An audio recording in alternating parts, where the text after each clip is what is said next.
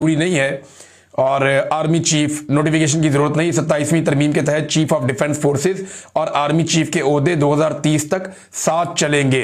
यानी technical reasons निकाल के ये साबित किया जा रहा है कि किसी नोटिफिकेशन की जरूरत नहीं है। और आसिम मुनीर साहब इस वक्त पाकिस्तान के आर्मी चीफ, फील्ड मार्शल, सारा कुछ वही है, चीफ ऑफ डिफेंस फोर्सेस वो भी वही है। तो अब ये एक बयानिया जारी किया गया। इसका रीजन आप समझ सकते हैं कि ये बयानिया क्यों जारी किया गया। इसलिए कि नोटिफिकेशन अभी तक हाथ में नहीं आया, लेकिन दो वफाकी वुज़रा इसे कंफर्म कर चुके हैं। एक कंफर्म कर चुके हैं ख्वाजा आसिफ, जिन्होंने ये ट्वीट करते हुए कहा कि नोटिफिकेशन आ जाएगा, शहबाज शरीफ साहब पाकिस्तान आएंगे, अमल शुरू हो गया है, नोटिफिकेशन आ जाएगा, क्यास आराइयों से गुरेज किया जाए। लेकिन ख्वाजा साहब ने यह कंफर्म नहीं किया कि नोटिफिकेशन किसके लिए किया जाएगा या वो कौन शख्स होगा जिसको नोटिफाई किया जाएगा।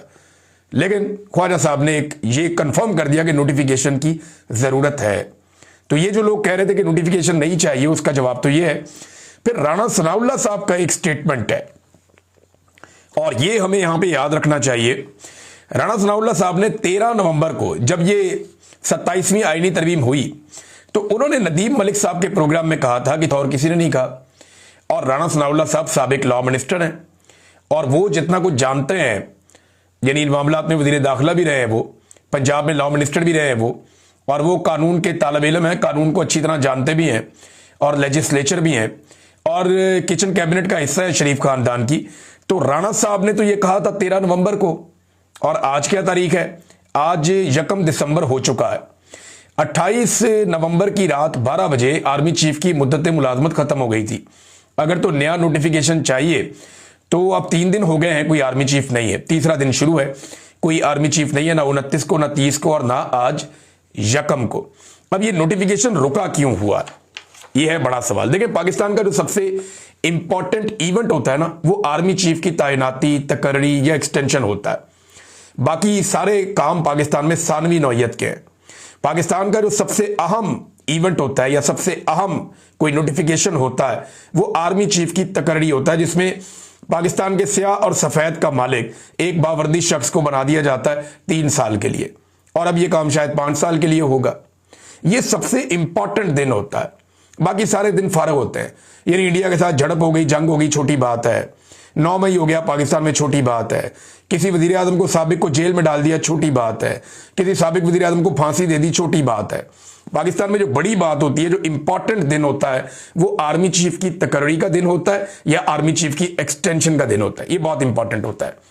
इतने इंपॉर्टेंट दिन को शहबाज शरीफ अवॉइड करके बहरीन से बरतानिया क्यों चले गए और वहां जाकर अपने क्याम को बढ़ा क्यों दिया? कुछ लोग दावा कर रहे हैं कि शायद ख्वाजा आसिफ भी पाकिस्तान में नहीं है, वजीर दिफा। लेकिन शहबाज शरीफ साहब बैरून मुल्क क्यों चले गए? बहरीन से बरतानिया जाने का क्या तुक बनता है? अगर आप नक्शा देखें ना, तो पाकिस्तान से बहरीन आता है और उसके बाद तकरीबन 7 घंटे बाद, एक लंबी फ्लाइट के बाद 7-8 घंटे की, फिर बरतानिया आता है। यानी रास्ते में तो है नहीं। हाँ, यह समझ आती है कि शहबाज शरीफ अमेरिका गए और वापसी में बरतानिया रुक गए, यह तो बात समझ आती है। लेकिन शहबाज शरीफ बहरीन गए थे, जहां से पाकिस्तान चंद घंटे की मुसाफत पे, 2-2.5 घंटे। लेकिन शहबाज शरीफ साहब बहरीन से बरतानिया चले गए और यह भी नहीं बताया कि वो बीमार है। फिर एक ट्वीट भी कर रहे हैं अपनी भतीजी की तारीफ में, और भतीजी आगे से जवाब भी दे रही है, मरियम नवाज। तो इससे वो ये भी बता रहे हैं कि वो एक्टिव हैं, चीजों को देख रहे हैं, सोए हुए नहीं है। और कोई कमर दर्द, टांग दर्द, सर दर्द, पेट दर्द, कोई ऐसा बहाना भी नहीं है।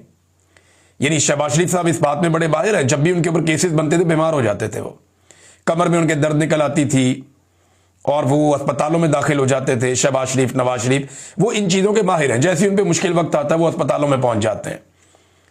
जैसे उन्हें अदालत बुलाती है, वो कह रहे जी हमें कोरोना वायरस हो गया, हम अदालत में पेश नहीं हो सकते। ये बार बार हमने देखा है।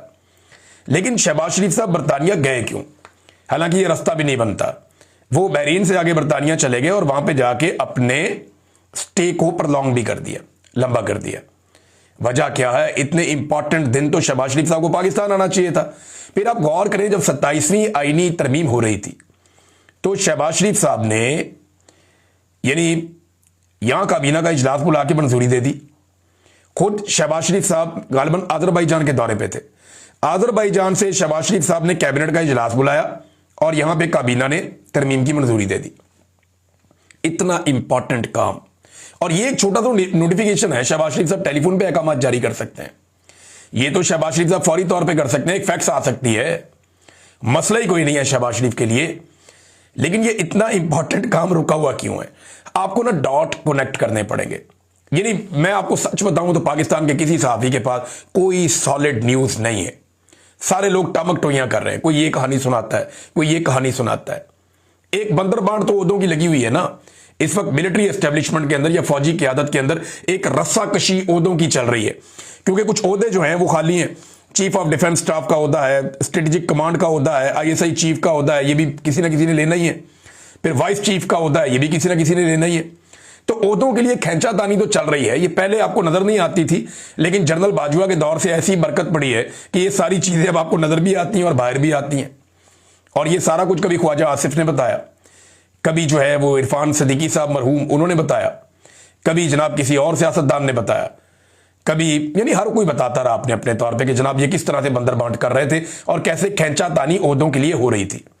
ये सिलसिला जनरल बाजवा ने शुरू किया, आसिफ मुनीर साहब के दौर में भी अभी ये तसलसल चल रहा है कि ओहदों के लिए फौज के अंदर बहुत ज्यादा तकोदो होती है, बड़ी खींचातानी होती है। ऐसा नहीं है कि ये बिल्कुल एक डिसिप्लिन के साथ चलते हैं, ये अब वो वाला पोल खुल चुका है। अब मामला आ जाए जनाब वापस, डॉट आपको कनेक्ट करने पड़ेंगे। किसी के पास कोई खबर नहीं है कि एक्चुअली हुआ क्या है, हमारे पास सबके पास क्लूज हैं और उसकी बुनियाद के ऊपर हम अपनी राय कायम कर रहे हैं। अब अलग अलग सोर्सेज से अलग अलग चीजें आई, मैं आपके सामने रख देता हूं। नंबर एक, 3 किस्म की बातें हो रही।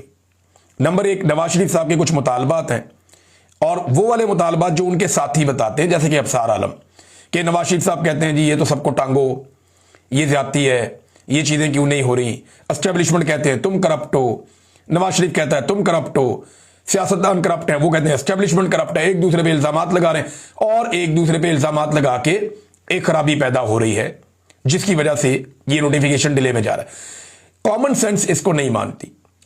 देखिए जब फौज लेकर आई थी ना नवाज शरीफ को और जरदारी को, तो उन्हें तब पता था कि इन्होंने पानामा भी किया हुआ, कारनामा भी किया हुआ। उन्हें पता था कि जाली अकाउंट्स वाले केसेस क्या हैं। फौज को अच्छी तरह पता था कि ये जो सियासी क़यादत है ये करप्ट है। एक एक केस को उन्होंने पढ़ा हुआ था, एक एक फाइल का उन्हें ब्रीफिंग दी गई हुई थी, और जितना उनका दिमाग होता है उतना ही पढ़ता उन्होंने। लेकिन जो पढ़े लिखे लोग हैं उन्होंने इनको बताया था कि जनाब ये इंतहाई दर्जे के करप्ट हैं, इन्होंने बेईमानी की हुई है, इन्होंने कौम का अरबों रुपया डकारा हुआ है और इनके पास कोई जवाब नहीं है। तो फौज जब इनको लेकर आ रही थी तभी फौज को पता था ये करप्ट है, तो करप्शन के ऊपर तो कोई लड़ाई है नहीं, और ये नकम्मे भी हैं, ये भी फौज को पता था, तभी तो फौज इनको लेकर आई। दूसरा, करप्शन फौज का मसला नहीं है, ये सियासतदानों को भी पता था, तो इस पे तो ये लड़ नहीं सकते आपस में, बैड गवर्नेंस पे या करप्शन के ऊपर, इन चीजों पे ये आपस में नहीं लड़ सकते। लिहाजा ये वाला बयानिया जो है ना कि नवाज शरीफ और फौज के बीच में इख्तलाफात कोई सिविलियन सुपरमेसी के मामलात के हैं या कोई करप्शन या गवर्नेंस के मामलात के हैं, इसको तो आप काट दें, ये वाला बयानिया तो नहीं बनता। दूसरा ले लें, मियां साहब के वो मुतालबात जो दीगर सोर्सेज ने बताए और कई सोर्सेज से सामने आए, यानी इमरान खान से मुझे मुकम्मल छुटकारा लेकर